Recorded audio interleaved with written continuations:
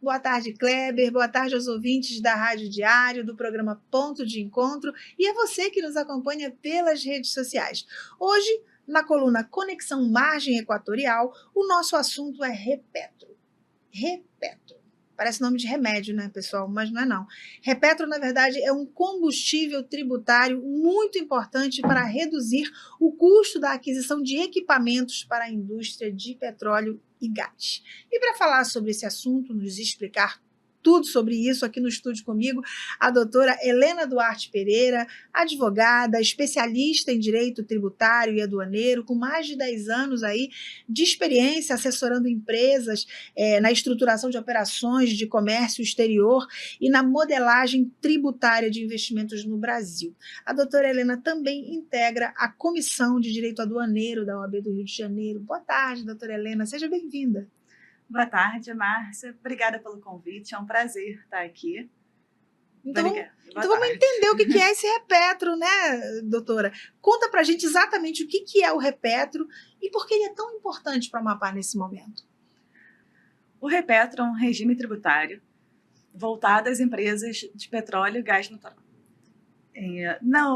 Na prática, como ele funciona? Ele permite ali a desoneração dos tributos tanto na importação quanto na fabricação no país desses equipamentos usados ali nessas atividades. Esses equipamentos, eles têm um custo muito elevado, eles são muito caros e por causa disso, se você não tivesse o regime, você teria ali um investimento inviabilizado. No Brasil, só para contextualizar aqui, quando a gente fala em importação, em regra, a gente está falando de uma tributação que gira ali em torno de 50% do valor aduaneiro dos bens. Alto ainda? Bastante alto. E no mercado interno, também ali em volta dos 40%. Então, quando a gente fala de equipamentos que têm naturalmente um custo muito alto, a gente está falando de plataforma, de FPSO, de sistema submarino, equipamentos que custam centenas de milhares de dólares. E a maioria não é produzida no Brasil, imagino eu. Não é produzida no Brasil. Recentemente chegou uma plataforma no Brasil, uma FPSO de 1,5 bilhão de dólares. Então você acaba que sem o regime você inviabiliza o investimento aqui no Brasil nessas atividades. E trazendo um pouco esse contexto para o Amapá e para a margem equatorial, a gente tem um agravamento dessa importância, ele se torna ainda mais relevante. Porque a gente está falando de margem equatorial, uma nova fronteira exploratória, um projeto novo, que tem uns custos naturalmente muito elevados e um risco muito grande. No final do dia, a gente ainda está falando em exploração. Sim. Então, para viabilizar esse investimento, o Repetro ele ganha ali uma importância muito grande na região. E não dá nem para pensar, gente, em perda de arrecadação, né? Mas eu vou perguntar, doutor, isso seria perda de arrecadação? Dá para pensar dessa forma? Nessa conjuntura que você explicou? Em um primeiro momento, você pode até pensar que sim, tem uma perda de arrecadação, porque no final do dia vem um equipamento para cá que seria tributado e ele não está sendo tributado. Mas isso não é uma verdade absoluta quando a gente olha pela lógica econômica do regime. Porque no final do dia, se a gente está falando de um equipamento que teria toda essa tributação num cenário hipotético, né, sem o Repetro, você não teria o investimento, você não teria a exploração e a produção de petróleo e gás no Brasil. Então o Repetro atrai o investimento. Exatamente, porque sem ele você não consegue fazer o investimento. E isso quando a gente olha só para esse primeiro momento, só para essa primeira fase da vinda dos bens para o Brasil. Quando a gente olha o regime, o andamento do regime, né, as operações subsequentes à entrada do bem, essa ausência de perda de arrecadação, ela acaba ficando ainda mais evidente. Por exemplo, a gente tem toda ali uma cadeia em volta do petróleo e gás, das empresas de exploração e produção, que pagam os tributos normalmente. A gente está falando de transporte, a gente está falando de operações portuárias, hotelaria, todos esses setores que acabam ali, de uma forma ou de outra, sendo enriquecidos com investimento. E só para não deixar de falar, talvez ainda mais importante do que isso tudo, essas empresas de petróleo e gás, né, uma vez confirmada a viabilidade comercial, iniciada a produção, elas vão pagar royalties e participação especial, que são ali uma renda super importante, uma fonte de receita super importante, principalmente para os estados e municípios. Então, acaba que você não tem essa perda de arrecadação. Embora no primeiro momento você desonere, no segundo momento você tem uma receita. Acaba compensando, né, doutora? O Repetro tem validade? O Repetro hoje ele tem uma vigência prevista para encerrar em 2040. Esse prazo, né, ele parece bastante longo quando a gente pensa nele numa primeira vista, né? Mas ele não é tão longo assim. Quando a gente pensa em exploração de petróleo, a gente está falando de processos aí que costumam durar 15, 20 anos até você começar a sua produção. Sim, é longo prazo mesmo. Exatamente. Então, quando a gente pensa nesses projetos que estão começando hoje, até a caso da margem equatorial, né? Quando a gente pensa em 2040 é logo ali. É esperado que esses processos se alonguem além desse prazo. Sim. Então, é possível que daqui a pouco a gente tenha até uma revisão, uma discussão, volte à pauta, aquela discussão que a gente teve lá em 2017, que foi quando esse prazo foi instituído, para a gente ver o que vai fazer, se vai continuar com o regime, se vai adaptar o regime, porque você vai ter que continuar viabilizando o investimento de alguma forma, né?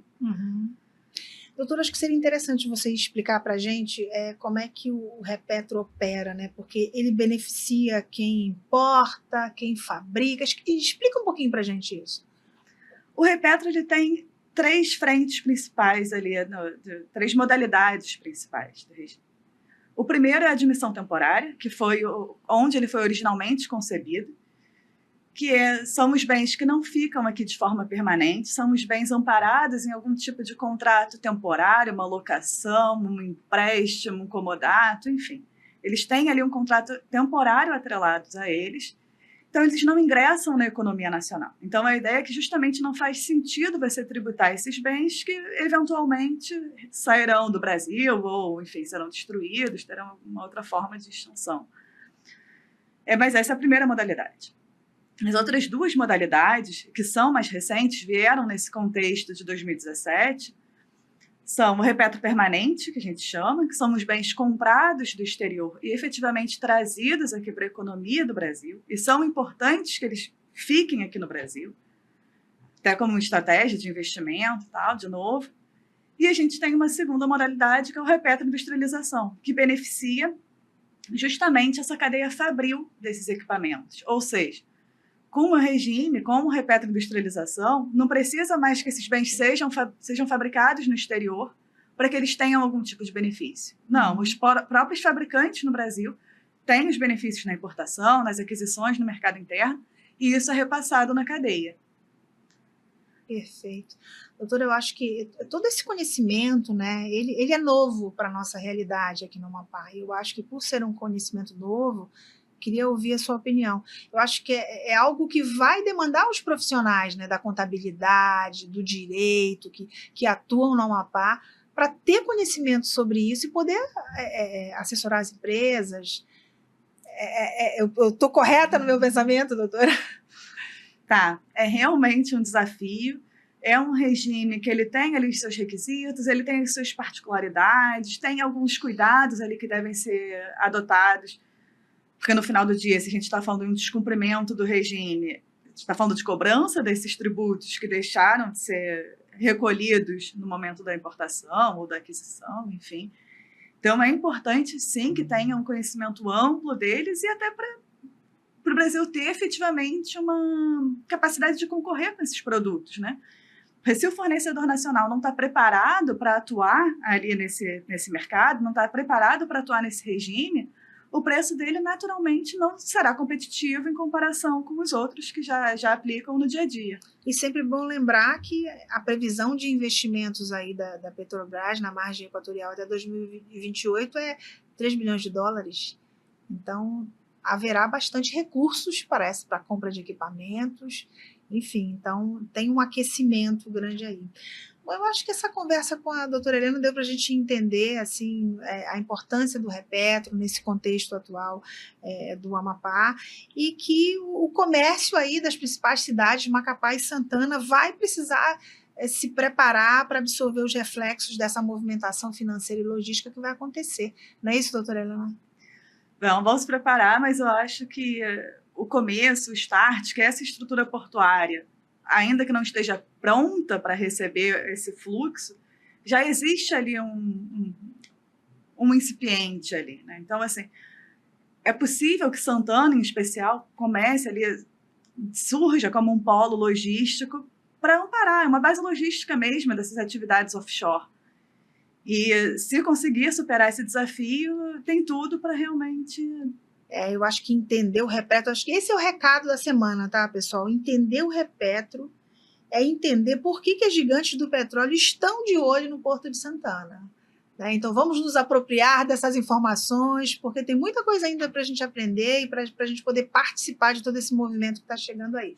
Doutora Ana, muito obrigada pela sua presença, foi um prazer tê-la conosco, espero que volte. Obrigada, Márcia, eu digo mesmo, foi um prazer estar aqui. Conexão Margem Equatorial fica por aqui. Um ótimo final de semana para você desde já, e na próxima semana eu volto com mais assuntos sobre petróleo e gás. Mas agora volto com você no estúdio, Kleber. Boa tarde a todos.